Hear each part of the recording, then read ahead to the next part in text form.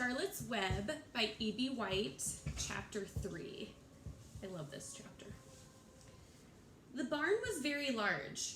It was very old. It smelled of hay and it smelled of manure.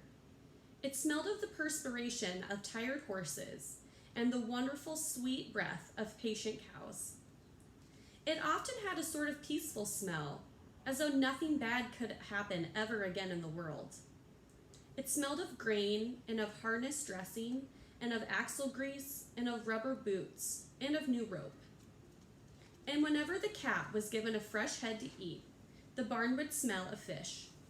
But it mostly smelled of hay, for there was always hay in the great loft up overhead. And there was always hay being pitched down to the cows and the horses and the sheep. The barn was pleasantly warm in winter, when the animals spent most of their time indoors. And it was pleasantly cool in summer, when the big doors stood wide open to the breeze.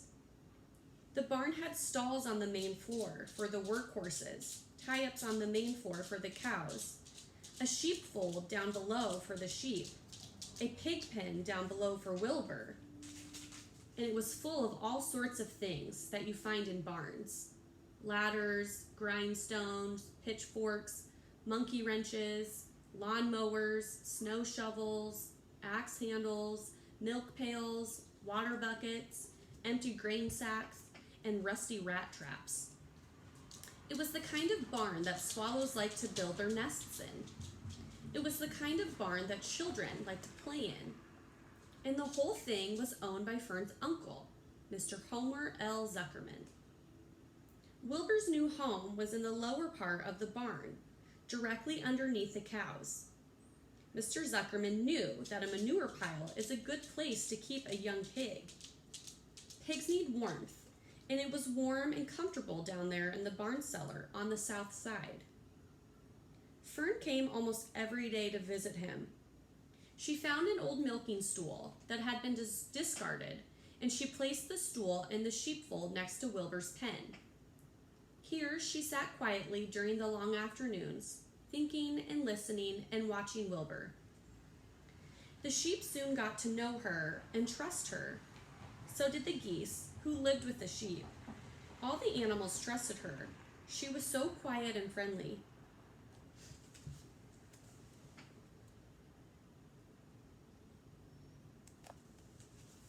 Mr. Zuckerman did not allow her to take Wilbur out, and he did not allow her to get into the pig pen, but he told Fern that she could sit on the stool and watch Wilbur as long as she wanted to.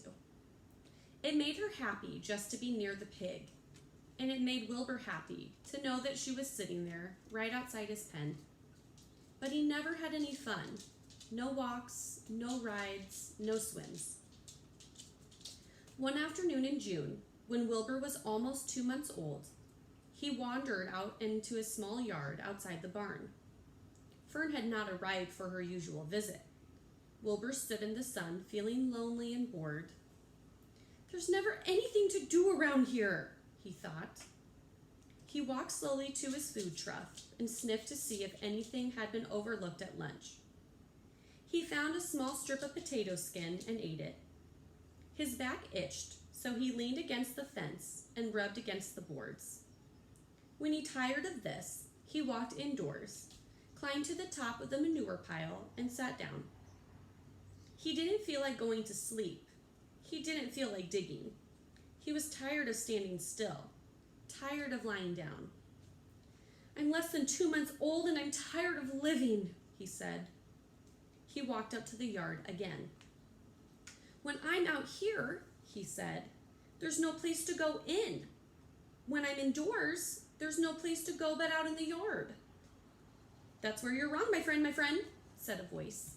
Wilbur looked through the fence and he saw the goose standing there. "You don't have to stay in that dirty little yard," said the goose, who talked rather fast. "One of the boards is loose. Push on it. Push on it, and come on out." "What?" said Wilbur.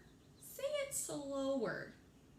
At the risk of repeating myself," said the goose, "I suggest that you come out. It's wonderful out here." "Did you say a board was loose?" That I did, said the goose. Wilbur walked up to the fence and saw that the goose was right. One board was loose. He put his head down, shut his eyes, and pushed. The board gave way. In a minute, he had squeezed through the fence and was standing in the long grass outside his yard. The goose chuckled. "How does it feel to be free?" she asked. "I like it," said Wilbur. "That is, I guess I like it." Actually, Wilbur felt strange to be outside his fence, with nothing between him and the big world. "Where do you think I better go?" Anywhere you like," said the goose. "Go down through the orchard, root up in the sod. Go down through the garden, dig up the radishes, root up everything. Eat grass, look for corn, look for oats, run all over, skip and dance, jump and prance. Go down through the orchard and stroll in the woods. The world is a wonderful place when you're young." "I can see that," replied Wilbur. He gave a jump in the air, twirled, ran a few steps, stopped, looked all around, sniffed the smells of afternoon, and then set off walking down through the orchard. Pausing in the shade of an apple tree, he put his strong snout into the ground and began pushing, digging, and rooting. He felt very happy. He had plowed up quite a nice piece of ground before anyone noticed him. Mrs. Zuckerman was the first to see him. She saw him from the kitchen window, and she immediately shouted for the men. "Homer!" she cried. "Pigs out! Lurvy! Pigs out! Homer! Lurvy! Pigs out! He's down there under that apple tree." "Now the trouble starts," thought Wilbur. "Now I'll catch it." The goose heard the racket, and she too started hollering. "Run, run, run, downhill! Make for the woods, she shouted to Wilbur. "They'll never, never, never catch you in the woods." The Cocker Spaniel heard the commotion, and he ran from the barn to join the chase. Mr. Zuckerman heard, and he came out of the machine shed, where he was mending a tool.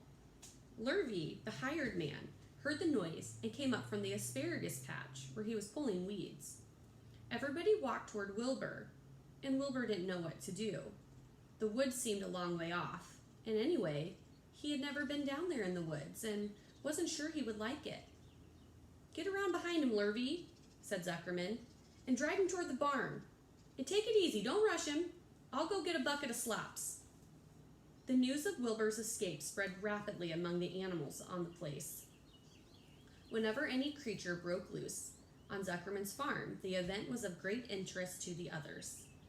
The goose shouted to the nearest cow that Wilbur was free, and soon all the cows knew. Then one of the cows told one of the sheep, and soon all the sheep knew. The lambs learned about it from their mothers. The horses in the stalls in the barn pricked up their ears when they heard the goose hollering, and soon the horses had caught on to what was happening. "Wilbur's out," they said. Every animal stirred and lifted its head and became excited to know that one of his friends had got free and was no longer penned up or tied fast. Wilbur didn't know what to do or which way to run. It seemed as though everybody was after him. "If this is what it's like to be free," he thought, "I believe I'd rather be penned up in my own yard." The Cocker Spaniel was sneaking up on him from one side. Lurvy, the hired man, was sneaking up on him from the other side. Mrs. Zuckerman stood ready to head him off if he started for the garden, and now Mr. Zuckerman was coming down toward him, carrying a pail. "This is really awful," thought Wilbur. "Why doesn't Fern come?" He began to cry. The goose took command and began to give orders. "Don't just stand there, Wilbur. Dodge about, cried the goose. "Skip around, run toward me, slip in and out, in and out, in and out, in and out. Make for the woods, twist and turn." The Cocker Spaniel sprang for Wilbur's hind leg. Wilbur jumped and ran. Lurvy reached out and grabbed. Mrs. Zuckerman screamed at Lurvy. The goose cheered for Wilbur. Wilbur dodged between Lurvy's legs. Lurvy missed Wilbur and grabbed the spaniel instead.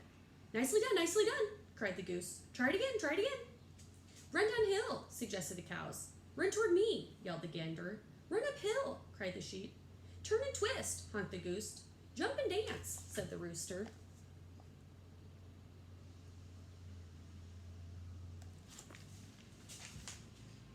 Look out for Lurvy, called the cows. Look out for Zuckerman, yelled the gander. Watch out for that dog, cried the sheep. Listen to me, screamed the goose. Poor Wilbur was dazed and frightened by this hullabaloo. He didn't like being the center of all this fuss. He tried to follow the instructions his friends were giving him, but he couldn't run downhill and uphill at the same time. And he couldn't turn and twist when he was jumping and dancing. And he was crying so hard he could barely see anything that was happening. After all, Wilbur was a very young pig, not much more than a baby, really. He wished Fern were there to take him in her arms and comfort him. When he looked up and saw Mr. Zuckerman standing quite close to him, holding a pail of warm slops, he felt relieved. He lifted his nose and sniffed. The smell was delicious. Warm milk, potato skins, wheat middlings, Kellogg's cornflakes, and a popover left from the Zuckerman's breakfast. "Come, Pig," said Mr. Zuckerman, tapping the pail. "Come, Pig." Wilbur took a step toward the pail. "No, no, no," said the goose. "It's the old pail trick, Wilbur. Don't fall for it. Don't fall for it. He's trying to lure you back into captivity-ivity. He's appealing to your stomach." Wilbur didn't care. The food smelled appetizing. He took another step toward the pail. "Pig, Pig," said Mr. Zuckerman in a kind voice, and began walking slowly toward the barnyard, looking all about him innocently, as if he didn't know that a little white pig was following along behind him. "You'll be sorry, sorry, sorry," called the goose. Wilbur didn't care. He kept walking toward the pail of slops. "You'll miss your freedom," honked the goose. "An hour of freedom is worth a barrel of slops." Wilbur didn't care. When Mr. Zuckerman reached the pig pen, he climbed over the fence and poured the slops into the trough. Then he pulled the loose board away from the fence so that there was a wide hole for Wilbur to walk through. "Reconsider, reconsider!" cried the goose. Wilbur paid no attention. He stepped through the fence into his yard. He walked to the trough and took a long drink of slops, sucking in the milk hungrily and chewing the popover. It was good to be home again. Wilbur ate. While Wilbur ate, Lurvy fetched a hammer and some 8-penny nails and nailed the board in place. Then he and Mr. Zuckerman leaned lazily on the fence, and Mr. Zuckerman scratched Wilbur's back with a stick. "He's quite a pig," said Lurvy. "Yes, he'll make a good pig," said Mr. Zuckerman. Wilbur heard the words of praise. He felt the warm milk inside his stomach. He felt the pleasant rubbing of the stick along his itchy back. He felt peaceful and happy and sleepy. This had been a tiring afternoon. It was still only about 4 o'clock, but Wilbur was ready for bed. "I'm really too young to go out into the world alone," he thought as he lay down.